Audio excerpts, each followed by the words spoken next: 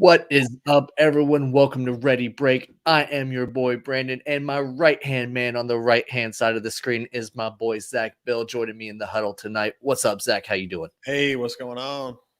Not much, brother. Not much. Just recovering from the anxiety ridden and the heart inducing playoff weekend that we saw in the divisional round. There was a ton of great football action this week. Man, that was some of the best football we've probably ever watched.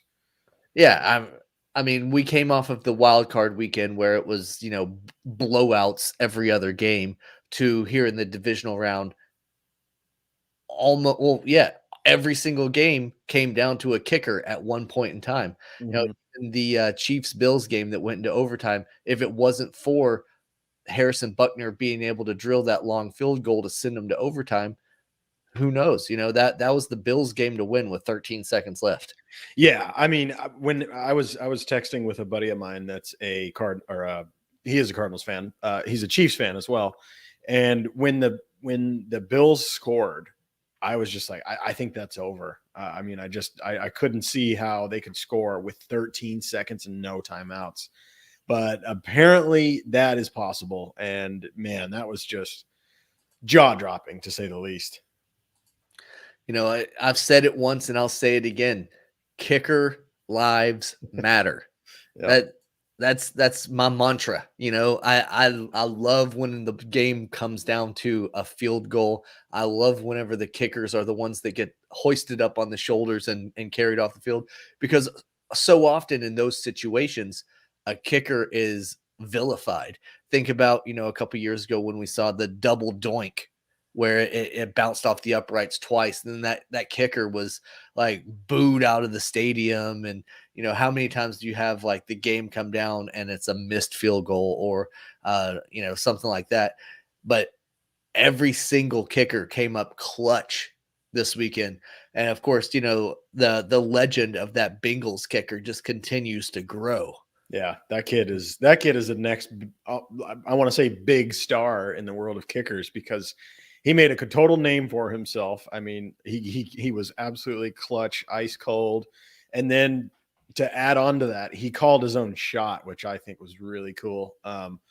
It was so funny to hear Joe Burrow talk about that in the post game. That McPherson said, "Well, looks like we're going to the championship game," and he just went out there and did it. That was pretty legit.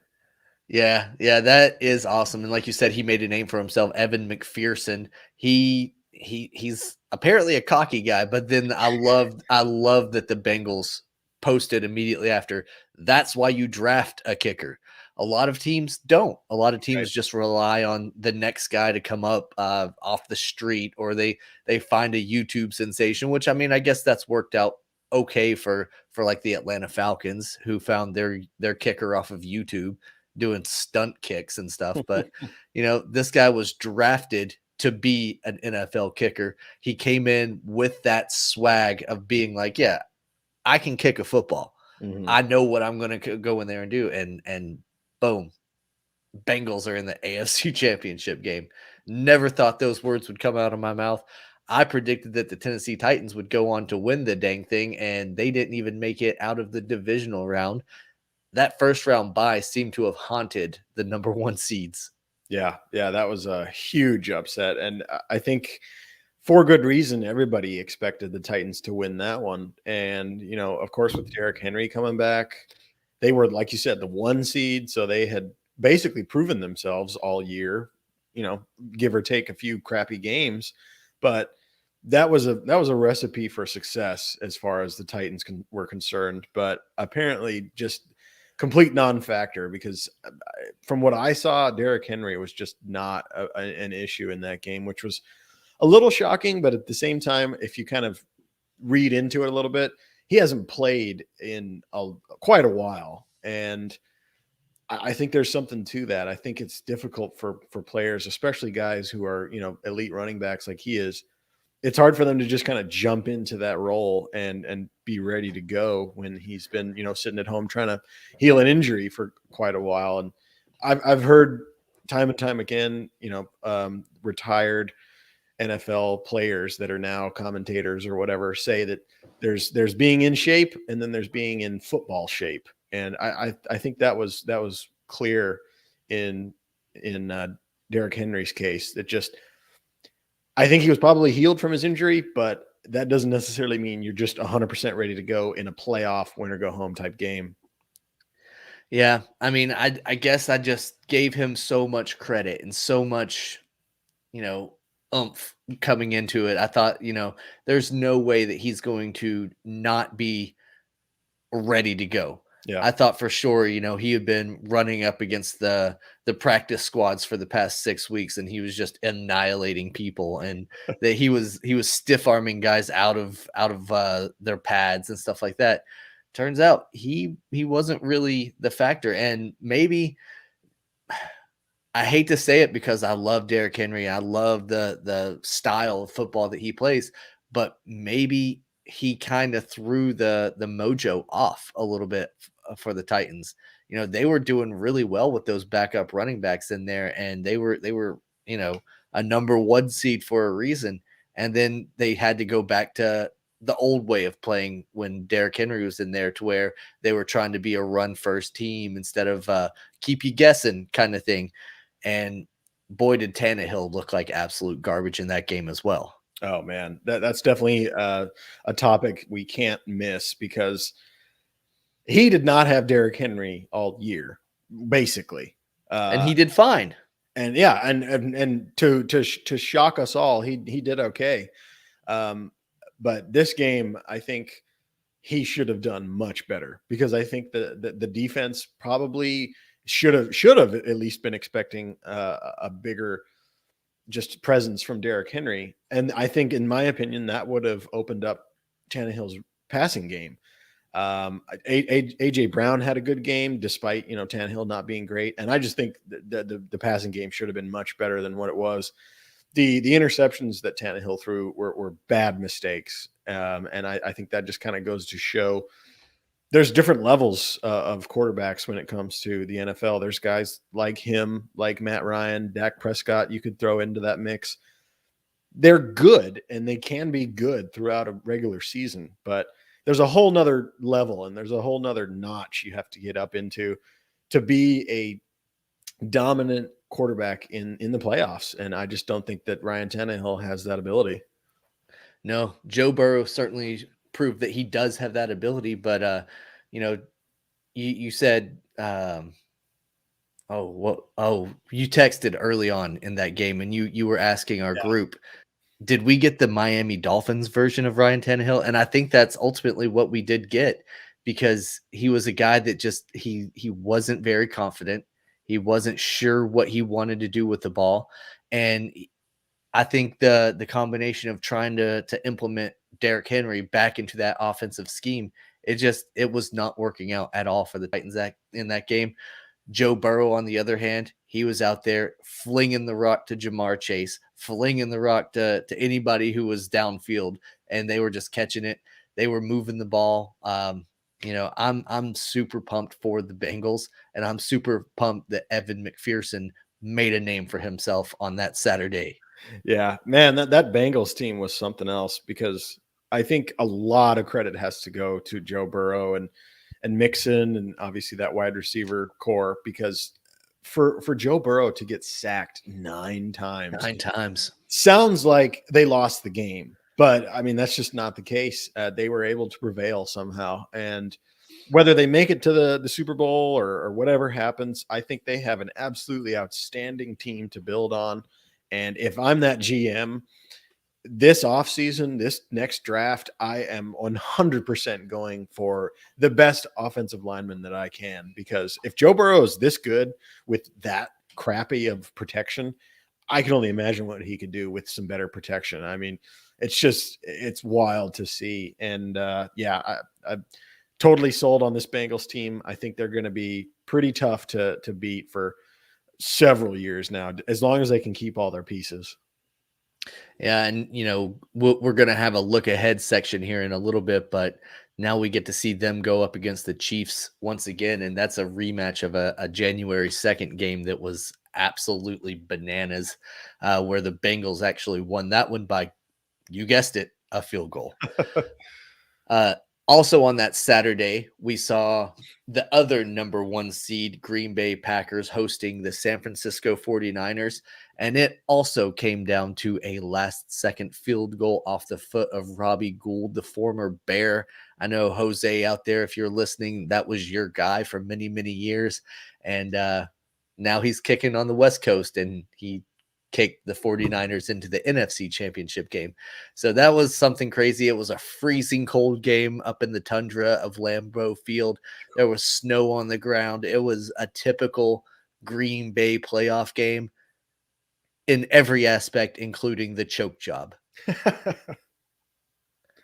This is a game where I thought the Green Bay Packers had it decisively. Going looking at it pregame, and I thought, there's no way that the 49ers are going to roll in there and beat them. But I've got to tip the cap to the 49ers. They came in with a game plan. They were able to execute, and they ended up winning the game. What did you think about all that, Zach? It was the shock of the playoffs so far. Absolutely. I thought that the Packers were an absolute shoe-in for the Super Bowl, let alone the NFC Championship. I didn't have much faith in the 49ers other than Deebo Samuel. Obviously, he is a stud for them. I'm honestly very impressed in Jimmy G. I thought he would kind of go that Ryan Tannehill route and just not be able to play when it mattered. That was a big shocker. And I think that the 49ers were kind of helped out by some big mistakes that the Packers made, rather. If you remember that just blocked punt weird fiasco where they were able to score on that was a huge fail. But I think the whole thing that we've been talking about for a while now about the Packers, that Aaron Rodgers and Devontae Adams were just unstoppable, that didn't really seem to come up this time.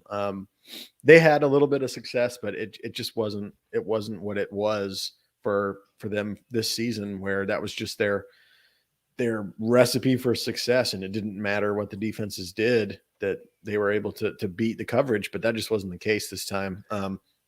Like you said, hats off to the 49ers. That was just a huge shocker. And I think that kind of puts a lot of people's, questions into Aaron Rodgers and what he's going to do. And I don't think that was the case before this game. I think everyone thought that they had a good shot, and he was pretty well content with that. But now that they couldn't even pass the 49ers, which should have been an easy game for them, that's huge questions, I think, for everybody.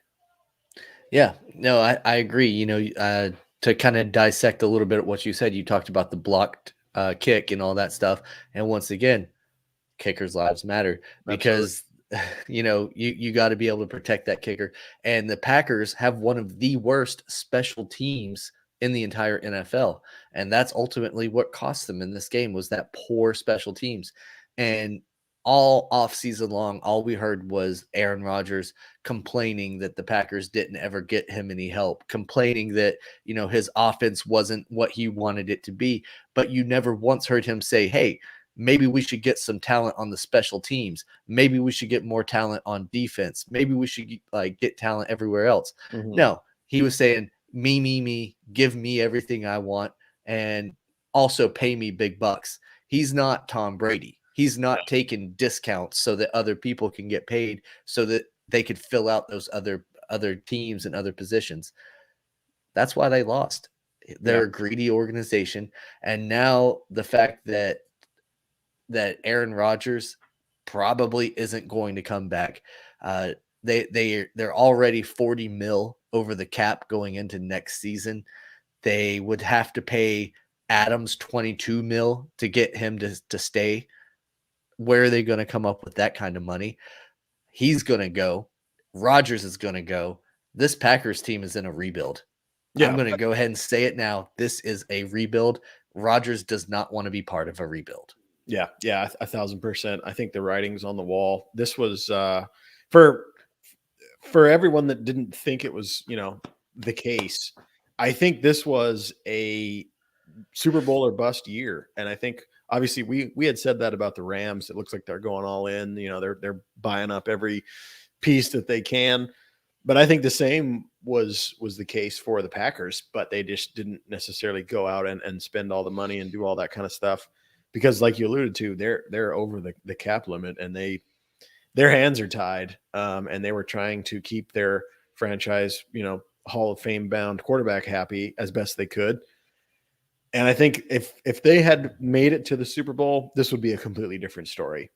Win or lose, I think Aaron Rodgers wanted at least a chance to get to the Super Bowl. But now that they didn't do that, I completely agree with you. I think he's gone. I think they're going to have to cut a lot of ties from a lot of good players, and it's just going to be probably a rough couple of years for the Packers organization, and they have no answers. I mean, obviously Jordan Love is not a replacement for Aaron Rodgers. So yeah, this is a tough one. And I completely agree that this team is basically about to start a rebuild, and not many of the skilled players that we've seen this year are going to be there.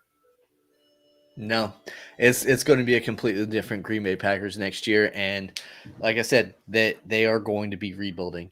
Another team that could find themselves in the midst of a rebuild that lost on Sunday are the Tampa Bay Bucks, because with them being eliminated now by the Los Angeles Rams, what's going to happen there in Tampa Bay? Is Tom going to come back for another season after failing to win back-to-back Super Bowls after a tough loss in the playoffs, where he did show signs of, the only Tom Brady can, by coming back from a 27-3 deficit and tying the game, but then ultimately not having enough on defense to stop it, because what happened? Oh yeah, another last second field goal. Kickers' lives matter. That's what this show's all about. We need a shirt for that. We have the don't pay running backs. We need the KLM. We need a shirt for kickers because they win games. And I know you're not the biggest fan of kickers, but this weekend you've got to love and respect the kickers. Yeah, I tell you what, they really put the foot in football this weekend, because without them, it would have been a completely different ball game. And like you said, I've said before that it's not the greatest thing to watch ever, but you have to give props to the guys that can go out there and do that kind of thing in a win or go home moment. I mean, a lot of those kickers, had they missed that field goal, it would have been, a bad day for them, but they went out there and did their job. And that's got to be extremely tough, just mentally trying to not let it get to you and focus on what you need to get done. So hats off to them. It's so crazy that it can come down to one guy doing one job, when throughout the entire game, the quarterback has had chance after chance after chance to get something happen, to make something happen. But that's just the way the game is. And I think it has its place.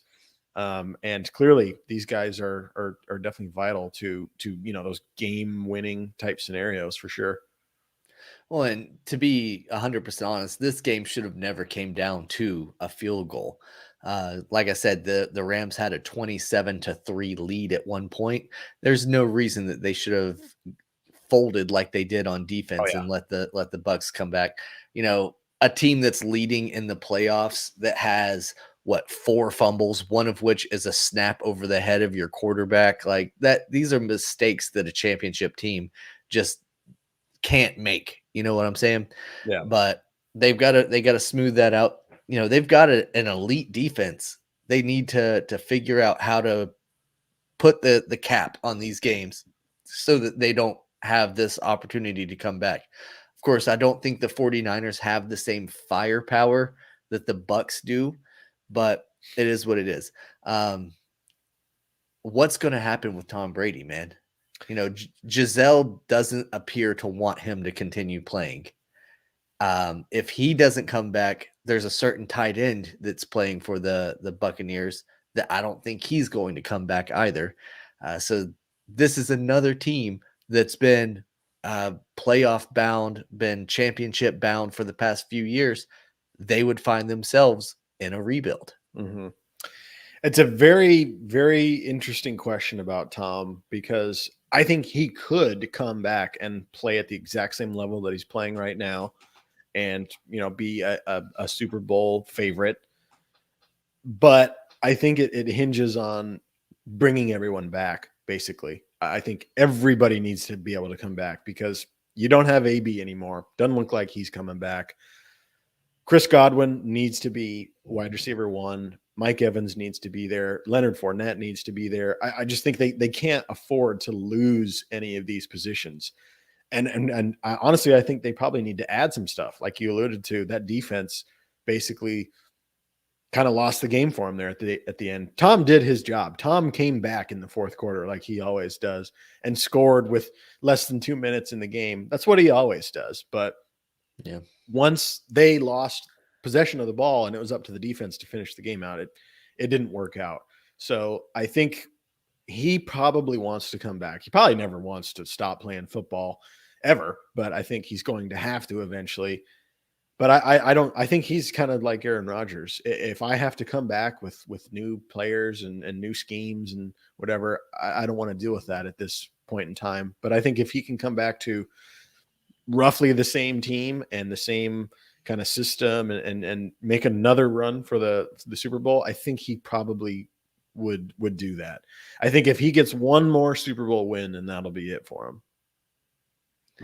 I think that, I've been thinking for a while now that this was going to be Tom's last season, win or lose.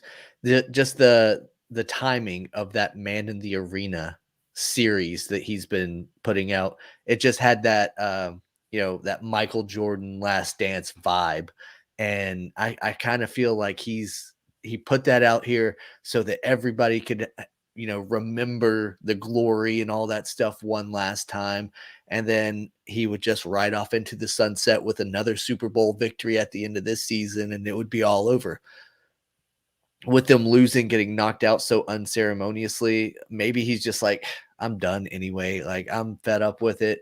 I've won my 7 Super Bowls. I've got more rings than any other franchise out there. Mm-hmm. I've won more playoff games than all but like 3 franchises. What else does he have to prove? Nothing.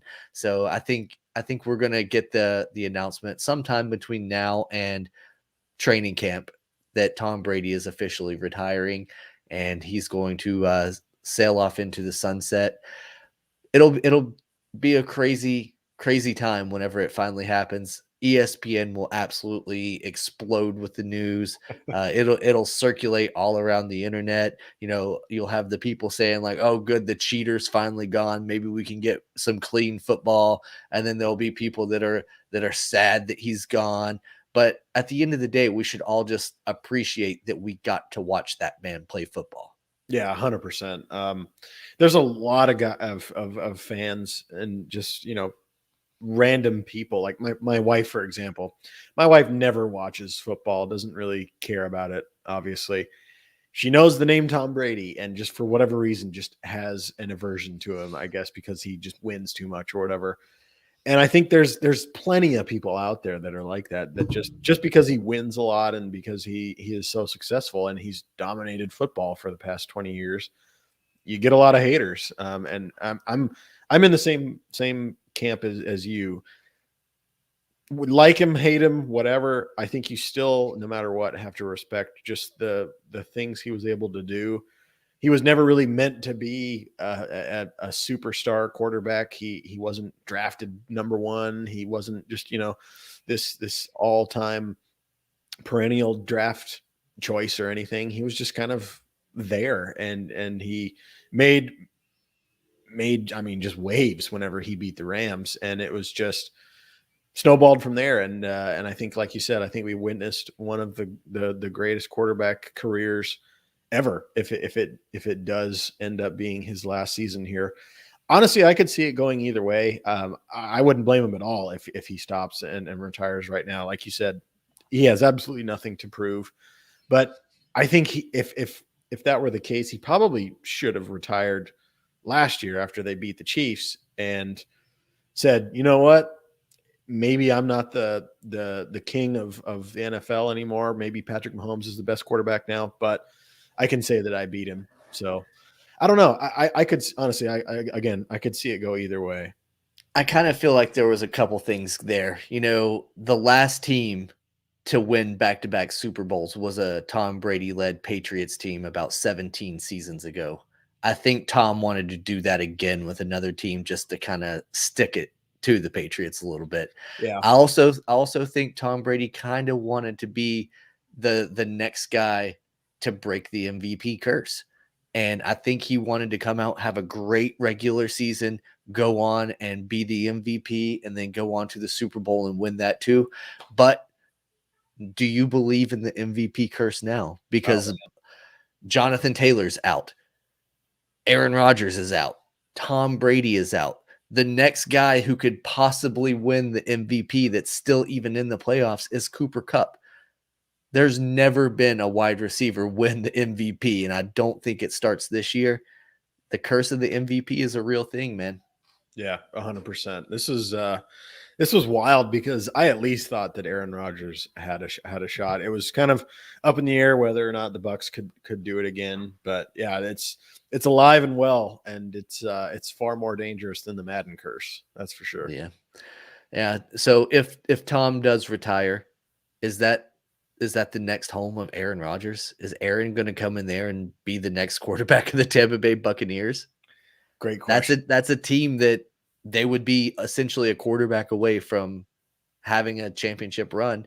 Aaron Rodgers would still be a viable quarterback to come in there, lead that team to the playoffs and into the Super Bowl. That would be something to see him go and basically replace Tom Brady at Yeah. that point. What's funny is both of them played the vast majority of their careers in a cold climate, and they imagine if Aaron Rodgers goes down to Florida where it's basically beautiful all year round, and kind of has his swan song there in Florida, and rides out his 3-4 years or whatever he's got left in Florida, and just kind of picks up where Tom left off. That'd be pretty wild. Well, I mean, if they're able to keep Godwin and he comes back healthy, able to keep Evans, they've got a pretty good defense. They've got a good offensive line. They're built to win. Yeah. Any quarterback would be happy to go there, to be Yeah. honest. I do think if this is Tom's last year and the Bucs are looking for a new quarterback this coming season, there's a plethora of high level quarterbacks that are looking for a new home that would be chomping Very at the true. bit to go there. Very true. Yeah, this offseason is going to be bonkers when it comes to quarterbacks being shipped around and all this stuff. We got the potential of Russell Wilson on the move. Who knows what's going to happen with Deshaun Watson whenever his court case comes up and if he's going to get moved. It doesn't appear like the Dolphins are that sold on Tua right now. Plus with the Rodgers and the Bradys and all that stuff. Big Ben retiring. There's going to be a hole to fill in Pittsburgh. It's going to be a wild, wild offseason, and I'm here for it. But we have one more game to discuss, and that was another game that, it didn't come down to a last-second field goal to win it. It came down to a last-second field goal to tie it, to send it to overtime. And, of course, that's the Bills and the Chiefs. And I know us, like the rest of America, thought for sure that whenever the Bills scored with 13 seconds left, that they were going on to the AFC Championship game. But just like our buddy Brett is saying, everyone said that they were done, but they were not. The Man. Chiefs came back and they won the game, and they're going to be the team that represents the AFC or going on to the AFC Championship to play against the Cincinnati Bengals. And that was a wild finish to that game. I know we were talking in our Rdy Brk group text, and we were all just like, wow, this game. What can you say? It was just shocker after shocker after shocker. I mean, whenever Tyreek Hill just went off and went full cheetah mode and scored, that was insane. And then the Bills come back and score again, and oh man, that's crazy. It's over, and it kept compounding and compounding.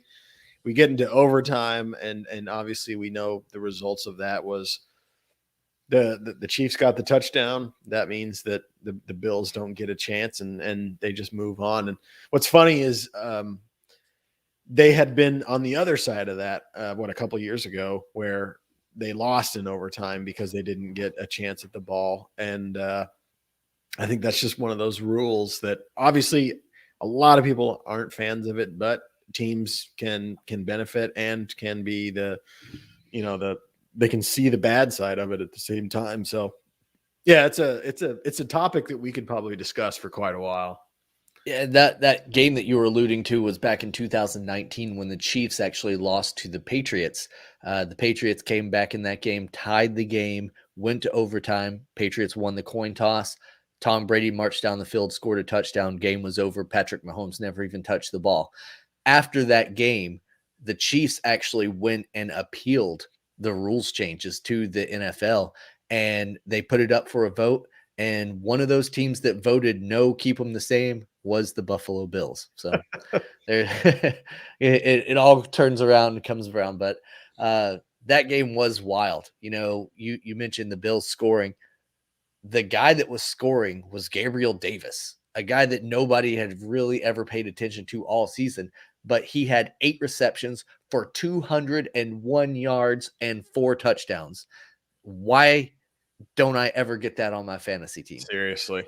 That's an amazing fantasy day. Absolutely. But you know what? He was the guy that was balling out.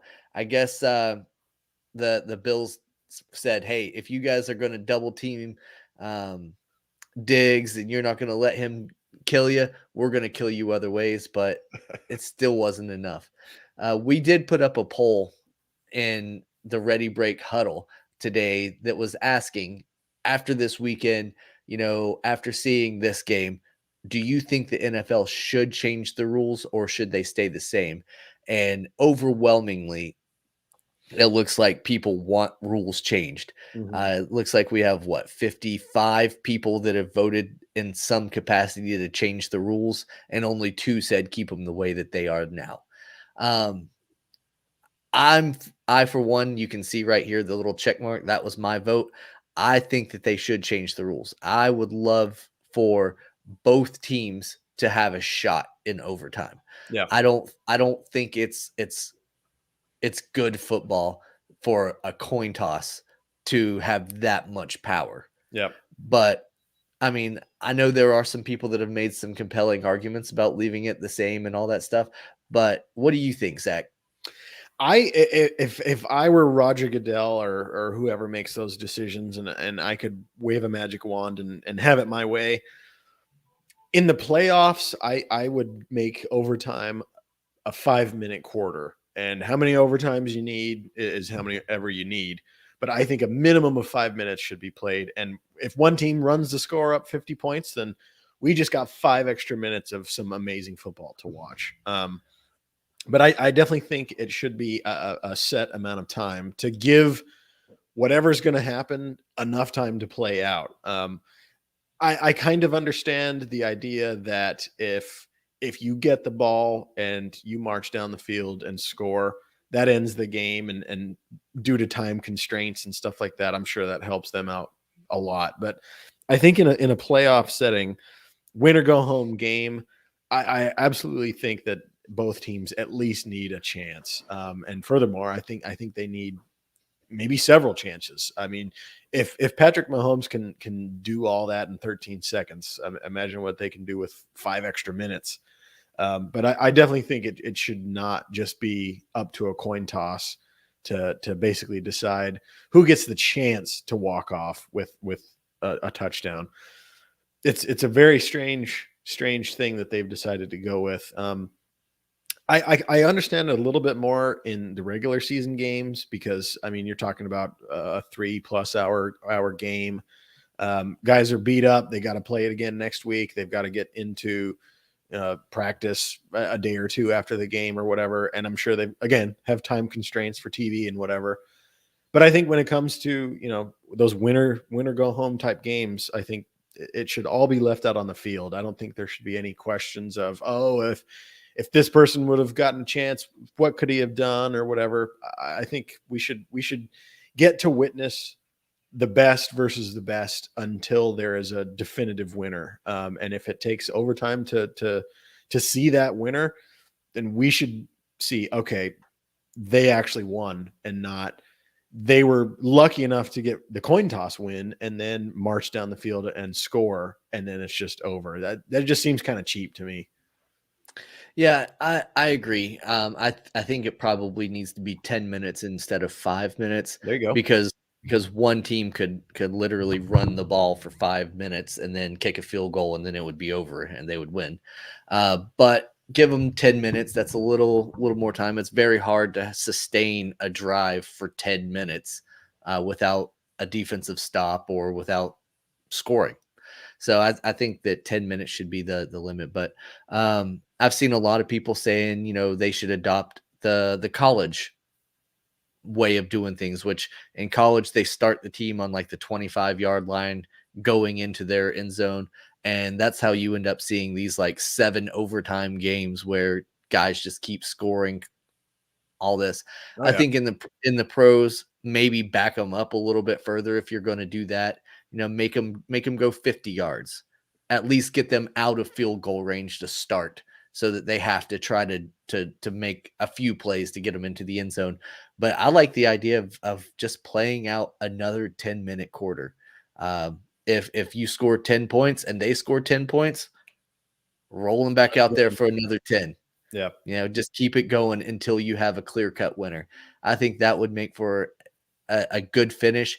And, it would obviously in a playoffs, you absolutely can't have a tie. No, right. That's like, I don't even know what the NFL would do if they had a tie right now. Yeah. Like, they would probably be like, well, we got to make it up on the fly. We got to change it anyway. So why not just go ahead and anticipate that? Because no one thought that there was going to be, a 28-3 comeback in a Super Bowl that led to an overtime, that led to this and that. It happened. No one's thought, that they were going to see so many ties every year in regular season games. Every year we get at least one or two. Yep. Inevitably, it's going to happen in the playoffs eventually. It is what it is. The one compelling argument that I have heard for keeping it the same is, that's what your defense gets paid to do, is to make stops. And if they can't make a stop, then what are you paying them for? And to that point, the Buffalo Bills had a lead with 13 seconds left in the game, and they could not make a stop or at least hold them from getting into field goal range. And I can't explain it. The defense just got soft, and they were not prepared. They were not ready for what was coming. I think that's a compelling argument in the sense that is the defense's job, obviously, is to stop everything. And I'm glad you pulled this up because Ethan has a good point here. By that point, those defenses are burnt out. I mean, obviously, everyone knows that football is an insanely physically demanding game, and I think the defenses have the brunt of that physical demand. For the Bills, I really can't understand what happened there, because they basically left Travis Kelce just absolutely wide open, and he ran through the middle, right in between the two defenders, and Patrick Mahomes can hit that all day. I don't understand that scheme, and we've talked all regular season that the Bills do have a formidable defense. I don't know. I guess you can make that argument that that's what defenses get paid for, but still, I would much rather see the offenses both get a chance to do what they're paid to do than to see one defense try to win it all, basically. As the league moves forward, I think we've all kind of come to agree that offense is where the money's made, particularly in the quarterback position. If you don't have an elite level quarterback, you really can't win. So if all of this emphasis is put on the offense, why then is the emphasis put on the defense to win it all when it matters most in an overtime situation? I think if the NFL is going to be an offensive led league, then let your offenses try to win the game for you. And I think the set time overtime is a perfect scenario for that, because like you said, if they go up to 10 minutes, then that is definitely enough time for both offenses to get a chance. and see what they can do. I think if the league was different and defense was more of a thought of kind of tool or scheme or whatever, then that would be more of an argument, because I think a lot of teams would put more emphasis into their defenses. But I think because we're just a huge passing league, that's kind of where all the money goes, basically. And the defense is almost a secondary thought at this point. I mean, it's not the 90s and the 80s or whatever anymore, where defenses were absolutely clutch and they won you the Super Bowl, you know? Yeah, no, that's a really good point. And I think something has to happen. Something has to change. I just don't know when it will actually happen. Probably when Goodell's no longer the commissioner, because he doesn't seem to really care about improving the game. But it is what it is. Going forward, Zach, we do have more football in weeks to come. In fact, we have about 3 more weeks of NFL football, and that's going to determine a champion between the 4 teams: the Chiefs, the Bengals, the Rams, and the 49ers. Not a single 1 seed is left, so that's pretty exciting. We know there's not going to be a repeat of a champion, and you know, at 3 out of 4 of these teams haven't won a championship in years, so it's pretty exciting. I think this is an opportunity for the casual NFL fans to actually enjoy getting to watch the Super Bowl. And, with the halftime show being what it is, I'm sure it's going to be a very highly rated Super Bowl.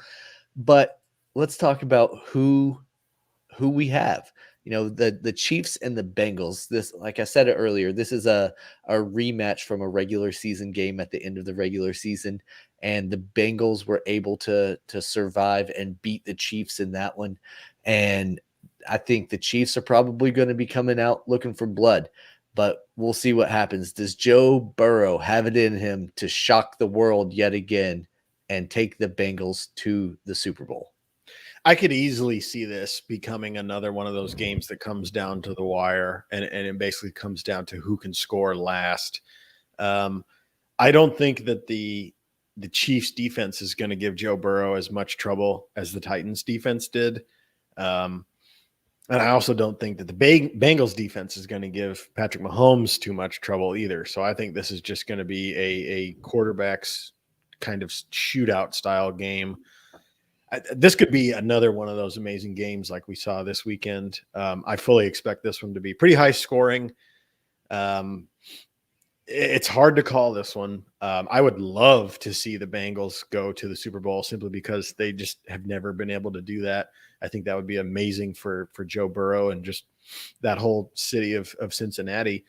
But man, you can never count out the Chiefs, because at the beginning of the year, they looked like crap, and we all said that their defense was terrible and whatever, and Patrick Mahomes wasn't, playing up to the level that he needed to play to. But here they are. I mean, they won whenever it counted.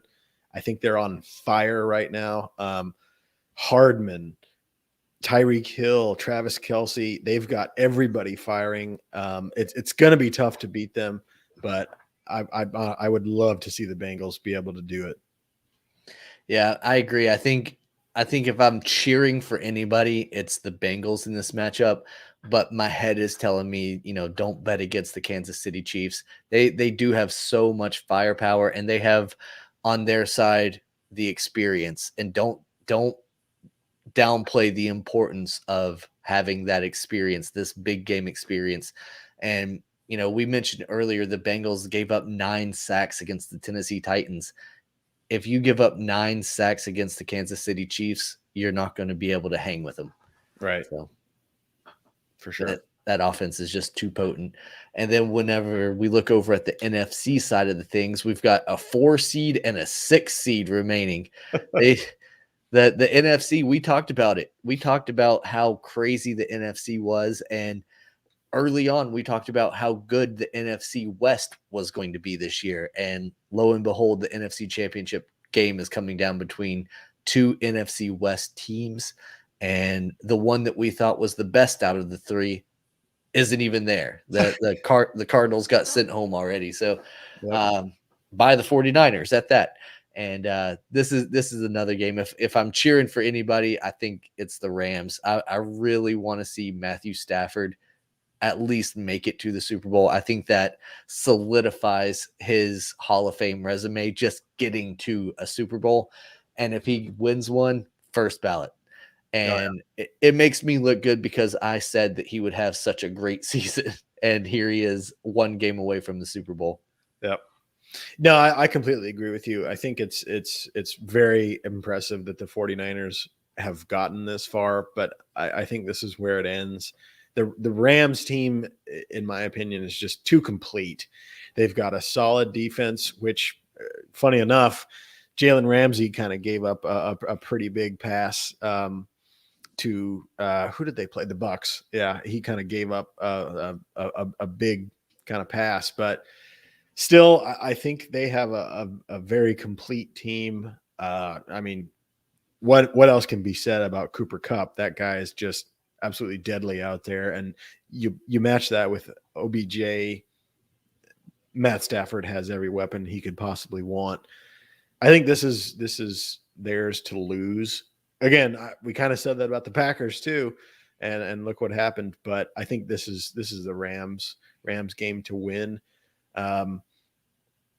It would be a absolute just shocker, maybe even bigger than the 49ers beating the Packers if the 49ers do make it to the Super Bowl. But this has to be almost a shoe-in for these Rams.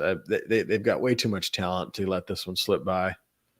I would think the same thing, but looking through the schedule this season, the 49ers have beaten the Rams both times that they've played them. Yeah, that's true. They might have their number, kind of like that Tampa Bay, New Orleans Saints kind of scenario where no matter what you do, they know you too well and they can beat you every time. So I think that's going to be something that we're going to see a lot this week from all the talking heads on on the bigger networks. But you heard it here first. That is going to be the talking point going into this game. Can the Rams finally get over this hump and beat the 49ers? I think they do. I say Rams in the Super Bowl, and I want it to be Rams and Bengals so bad. Oh, that'd be an amazing Super Bowl. I would love that.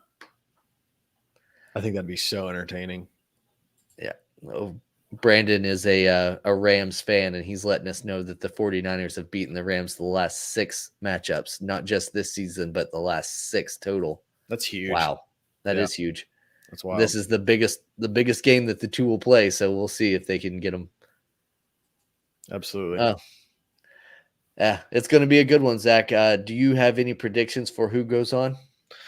Yeah, I'm going to say that the Chiefs make it happen. We all, I think, want Joe Burrow and that team to win, but I cannot count out the Chiefs. They're too powerful. They have too many weapons all over the offense. I think they're right where they need to be. Patrick Mahomes is doing everything he needs to do. Travis Kelce is just, an absolute beast out there. And I think Mecole Hardman has emerged as a significant member of that wide receiver core. We all know Tyreek Hill and Travis Kelce, but Hardman is fast. He has good hands. And I think he's left open a lot more than other members of that wide receiver core. And that is dangerous. It's going to be so difficult to keep up with that offense. I think, it's going to be a tall order. Yeah, Hardman is the Chiefs' version of Davis from the Bills. Yeah, he's the forgotten guy a lot of times because of course you're going to cover Tyreek Hill, of course you're going to try to cover Travis Kelce. So he just kind of sneaks around and he's like, "Hey, I'm wide open over here," and he makes big plays. He only had 1 reception for 26 yards against the Bills, so they did a good job of neutralizing him, but at the cost of 11 receptions and 150 yards to Tyreek Hill. So they weren't able to neutralize him, so Hardman didn't have that big of a game. Right. But in the games whenever Hill is kind of taken out, he's there to pick up that slack. And that's the problem with the Chiefs is if you want to try to shut down one of their weapons, they've got others. You cannot shut down all of them. Yep. We've seen throughout this regular season that sometimes they shut down Travis Kelce and he has a terrible game. Sometimes they shut down Tyreek Hill and he doesn't do much. But someone somewhere is going to be open. Patrick Mahomes is going to find them, and they're basically going to find success one way or the other. I think it's going to come down to a matter of if the Bengals can keep up and keep scoring, and basically who gets to score last. I think this might be another one of those games where if you can march downfield with 5 seconds left and a kicker can kick one in, then you'll win. Yeah. Yeah. That's a good point. And, the history shows us the way that you beat the Chiefs is to take out Patrick Mahomes. Right. If you can get rid of him and that's the weapon that you can neutralize, that's how you beat them. Yep. And so if they can get the pressure on the quarterback, if they can, throw him off his game, make him move and try to throw on the run and all this stuff that he's good at, but it ultimately will wear them down and you'll be able to get the ball back without them scoring every single time. That's how you beat them, and that's what the Bengals have to do. Last thing that I want to talk about with you, Zach, is are we going to get a baseball season? Oh, God, I hope so. I'm very nervous, but I hope they can figure something out. God. It's been ridiculous. Like I've been trying to keep up with the news, but there's not really been any news. There's The nothing. only thing that I'm seeing is that I'm getting emails saying, "Hey, buy tickets to these games. Buy tickets to these games." And I'm like, "Well, I don't even know if those games are going to happen, so I'm not going to buy the ticket yet." Make an announcement that the season's back on, everything's good to go, then I would be happy to buy tickets to these games. But until then, that to me is just the organizations trying to get every dime that they can. That's 100%. them being greedy. Um, the owners are telling their marketing team, "Hey, sell tickets, sell tickets, sell tickets," when they don't even know for sure if there's going to be a season. That's just greedy. Yep, 100%. And there has basically been no movement from each side. They've just kind of Nothing. they've steadfast. They've been steadfast on what they want. I did see that Jeff Passan tweeted out today that no deal was made, but they are meeting again tomorrow. Nothing, in my opinion, is going to give me any more hope than an announcement. I mean, it ultimately comes down to that. I don't think they're going to come to any sort of agreement and patch something together unless a miracle happens. Because if both sides are so, entrenched in their wants for both sides of this CBA, you're not going to be able to please everybody. Somebody's going to have to bend, and who that somebody is, I don't know. We've said both sides have a lot of the power, and it's hard to say who has more because without players, you have no product. Without owners, you have no teams. So it's super difficult, and the owners are the ones that voted for the lockout.